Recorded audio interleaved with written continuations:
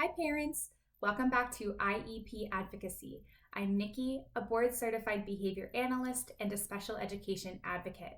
Today I want to walk through what an IEP meeting should be. I'm not one for should not lists. However, I do think it is important in these circumstances to look at what an IEP meeting should not be before we consider what it should look like. I do have some notes here in front of me to make sure I don't miss anything.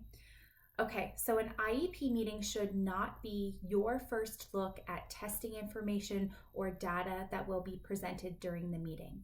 This is because we want you to be able to meaningfully participate in the IEP meeting, and it is very challenging to do that if you are trying to digest and analyze data that is being presented to you for the first time.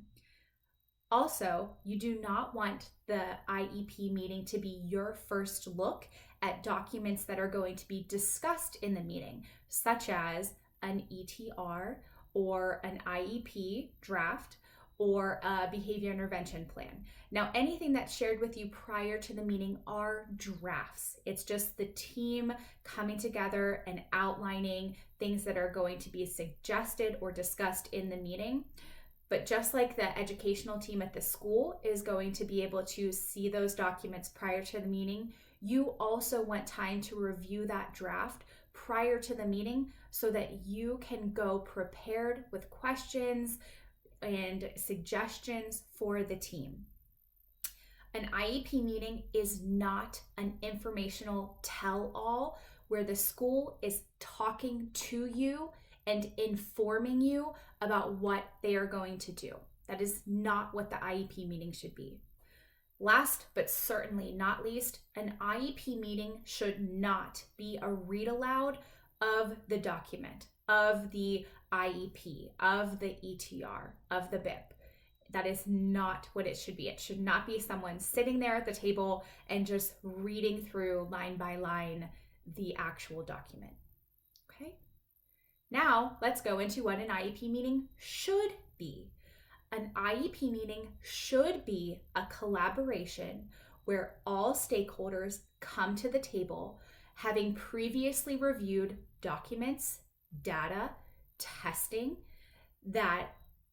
so that when you come to the table, you can actively participate with the team. It should be a collaboration. An IEP meeting should also be a positive problem-solving environment. And what I mean by that is, in order for an IEP team to work effectively, we need to recognize that people are coming to the table with different educational backgrounds, different experiences, different positions based on how they read the information and what they're coming to the table with. And we need to be respectful of that and positive and valuing those differing positions in order to be able to effectively problem solve and come to the best possible outcome for your child. IEP meetings also, and probably most importantly in my opinion, should be driven by data. Those testing results, the evaluations that have been conducted, the data that has been collected throughout the school year thus far. Those are the key pieces of information. That is the objective information that will allow the team to analyze that and make appropriate modifications or implementations of accommodations, goals, and services for your child. The data, the objective information should drive everything. That's how we know exactly where your child's at.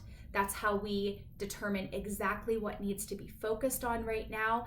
And that's how we ensure we can monitor growth and progress so that we can keep moving the needle forward and keep providing the most appropriate goals and services and accommodations.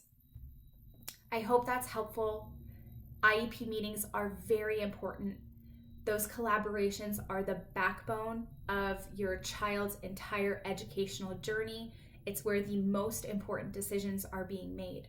And so make sure that you are informed, that you are empowered, and that you are a partner in the process. Thank you.